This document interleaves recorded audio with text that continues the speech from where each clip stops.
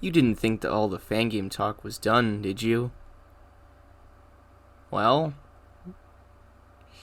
I'm back at it again with more fangames.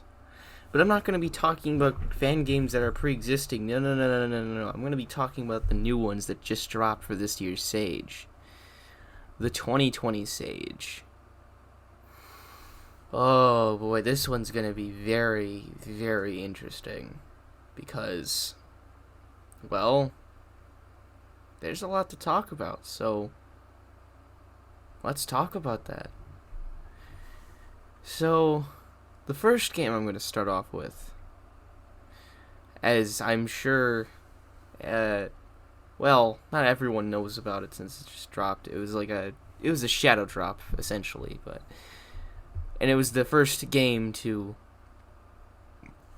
that everyone, really, really, I guess, gravitated towards. This fan game is very different from the other ones because this fan game has a fan character in it. It's not like the others. Usually a fan game wouldn't have a fan character in it. But this one does. This fan game goes by the name of Sonic Galactic. Now, as I've stated before, Galactic's very interesting because it introduces a brand new character to the table, known as Tunnel the Mole. And Tunnel the Mole, I'm not gonna lie, Tunnel is really, really cool. I don't think anyone would have expected a fan character in a fan game because most fan games don't do this sort of thing. Usually most fan games stick to the main trio and leave it at that. Tunnel isn't the only character in this game though. Fang the Sniper also makes a return from Sonic Triple Trouble. So, yeah, it's not just Tunnel, it's Fang. Fang's back. And I gotta say, I really do enjoy how well crafted the movesets are for the two characters that just got in, Fang and Tunnel. Tunnel's moveset, Tunnel's is kind of hard to explain, but I'll see what I can do to explain it. Tunnel's moveset involves you dashing and then digging into the ground, catapulting yourself off of the ground and onto the ceiling upside down, and then doing the same thing but downwards instead. It's kind of hard to explain, but once you play Galactic, you'll get it. You'll understand, and I find that to be a very, very good moveset. And it makes sense for a mole too. It's very, like I said, mole-like, because that's what Tunnel is. He's a mole. As for Fang, it's not like how he operates in SRB2. In SRB2, Fang has his pogo tail, like his standard pogo tail as you'd normally expect, and his pop gun. Now, but in Galactic, it's very different. Fang still has his pop gun, but he can actually charge it. And not only can he charge it, he can fling himself into the air with his pop gun once it's fully charged. And you can choose to not charge it, and it'll just give you a secondary jump, but it's still really, really interesting. These abilities were genuinely well thought out, and I have to give Lilac huge props for this. It's absolutely wonderful. I also like Galactic because not only is Fang in it and Tunnel in it, but the fact that Lilac managed to prove that it's possible to throw a fan character in a fan game and have everyone praise it. Galactic proves my point. And I don't know if any of you that tuned into my podcasts knew about this, but I'm actually making a fan game of myself. My own fan game. No, this isn't SRB1. This is a fan game of my very own, one that I started. But I'm not going to go into much more detail other than that. I'll just say that I'm making a fan game of my own. But yeah, Galactic the sheer amount of effort that's gone into it is just wow. There's a lot to say. There was a lot of effort. It's been dev for 3 years. And there's a lot of people on the Galactic team that I did expect, but there are some people on the team that I didn't expect. And they've all worked on it so diligently. It's wow. It really goes to show how much work they truly put into it, huh? Just those 3 years really paid off for that project. Honestly. But yeah, and of course the main trio's in Sonic Galactic as well. So he's not too, he's not they're not too, they're not any different from how they normally play. Sonic has the drop dash, Knuckles has his glide, Tails can fly, the usual as you'd normally expect them to be. So I find it to be pretty cool. So as for, oh god, right, I should probably move on with the next game. Sonic Roboblast 1.4. Now, this fan game is, it's a game that I worked on. I contributed to it. And am I proud of it? To a certain degree, yeah, I'd say so. There's a lot that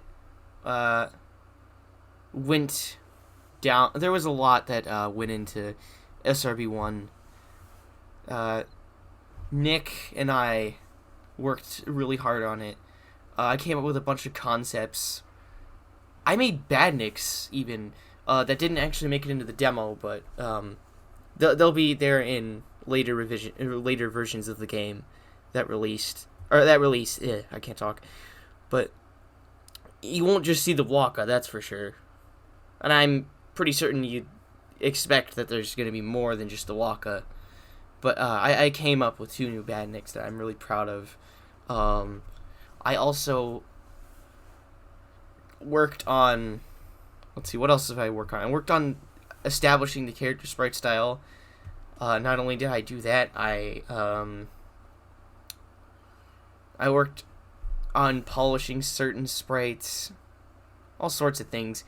Establishing the fact that it was a 32X game because I told Nick that it was initially at one point it was going to be a Genesis game, but then I told Nick that we broke the limits of what a Genesis could do, so we just said, screw it, let's make this a 32X game, or make the aesthetic 32X.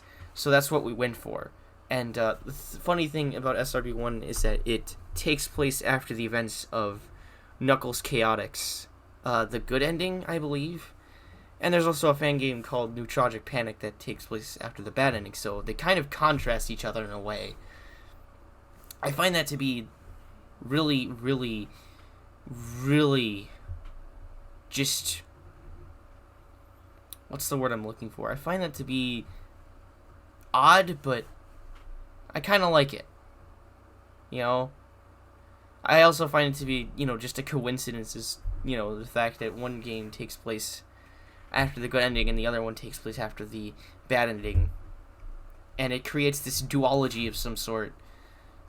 So, it branches off into 2 different timelines. Sort of, kind of, if you think about it. And I like that concept. I actually like that concept a lot. But yeah. So, there's SRB1. As for the other fan games that I've seen Perfect Blue. Oh, Perfect Blue. Where do I even begin? Perfect Blue is a Mega Man fan game that's been in development for a little while. In terms of how long it's been in dev for, I'm not really sure. I think it might have started in 2019, somewhere around there, 2018. No, actually 2019, I think, late 2019, probably. Mid to late 2019, I think. And I find that to be really cool. The difference between Mega Man Perfect Blue and all the other Mega Man fan games I've seen is it's not just going for the traditional Mega Man 8-bit sprite style. This 8-bit Mega Man game, it appears to go for this more, how do I put it? It feels more like a Game Boy Color-esque sort of game, but without the limitations or restrictions of a Game Boy Color. It's kind of hard to explain unless you actually watch, like, the preview for yourself. There's a lot to it. I don't know. There's quite a bit. And I haven't played Perfect Blue, but I've seen it and I'm meaning to get to it. And in this game, surprisingly, Roll is actually a playable character. So you don't just play as Rock or Mega Man, you play as Roll as well. So I find that to be very neat, just the fact that you can play as Roll, because there's not very many Mega Man games that allow you to do that other than maybe, like, Powered Up. And I think there's this other Mega Man fan game known as, like, Rock and Roll or something. Those are the only two games that I know at the top of my head that allowed you to even remotely play as Roll, like, once. It's I don't know. It kind of sucks that you can't play as a Roll, because you're always playing as either Mega Man, Proto Man, or Bass. Although that also kind of depends on which game you're playing. But the fact that Roll's here and actually playable, and she's not just, oh, she's another Mega Man. No, she plays like Zero. She's like the classic era equivalent to Zero. I like that. I like that a lot. The 20XX era counterpart to Zero. Wow. That's a cool concept. Like, I wouldn't have thought of that, but then again, she does have a broom. She does do a lot of house cleaning normally, when she's with Dr. Light, so the fact that she's out, fighting robots with Rock, with her, broom, I find to be really, it's genuinely, like, the coolest thing in Mega Man ever. I don't know why, it's just sick. But, that was Mega Man Perfect Blue. On to the other fan games and indie games I've seen. There is Mega Man Y+1. That's unfortunately closer to a more traditional Mega Man fan game, but it looks interesting though, regardless. I see like a lot of new. I've been seeing like a lot of new Robot Masters that really appear to catch my interest. And stuff. I can't really say much about Y+1 because I never played that either. I kind of want to, but I'd have like next to no context on that, like I did with Perfect Blue, despite not playing it. But yeah, there's still quite a bit. In Stage, there was also a Rayman 1 remake. I find that to be really cool because I personally never played Rayman, like ever. Like, I think I might have played the first one a little bit. I don't remember. But there's a Rayman 1 remake. I think it's called Rayman, like... Forgot the name of it. Wow. Oh, no, wait, no, I remember now. I think it was called Rayman Redemption or something. So that's pretty cool. As for everything else, though, I'm not sure what to talk... I'm not sure what fan game to talk about that I haven't covered yet. That I find to be really cool.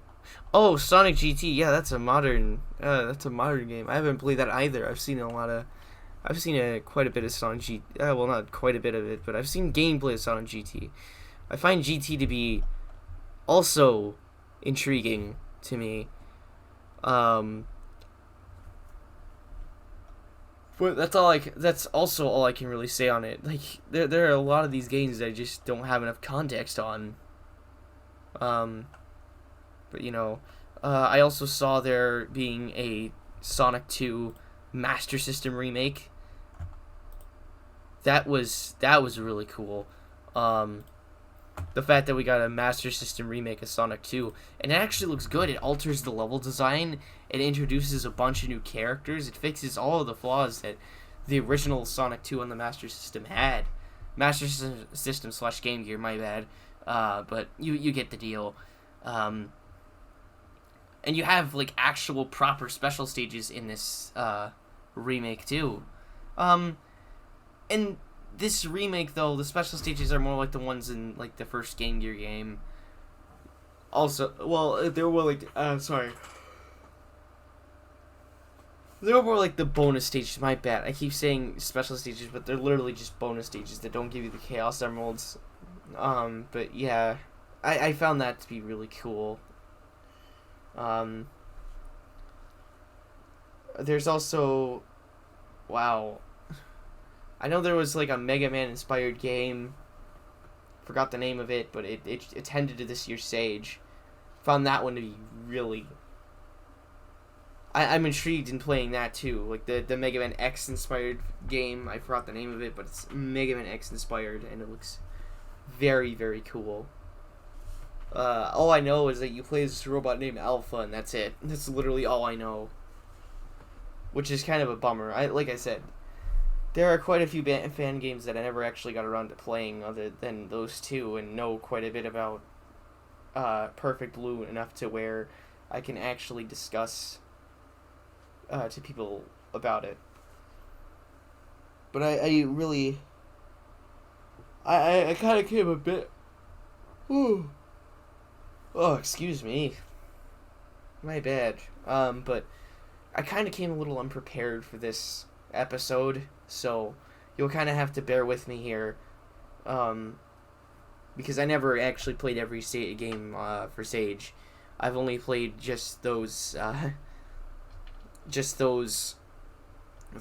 two, and seen a lot of Perfect Blue to compensate for the fact that I haven't played it.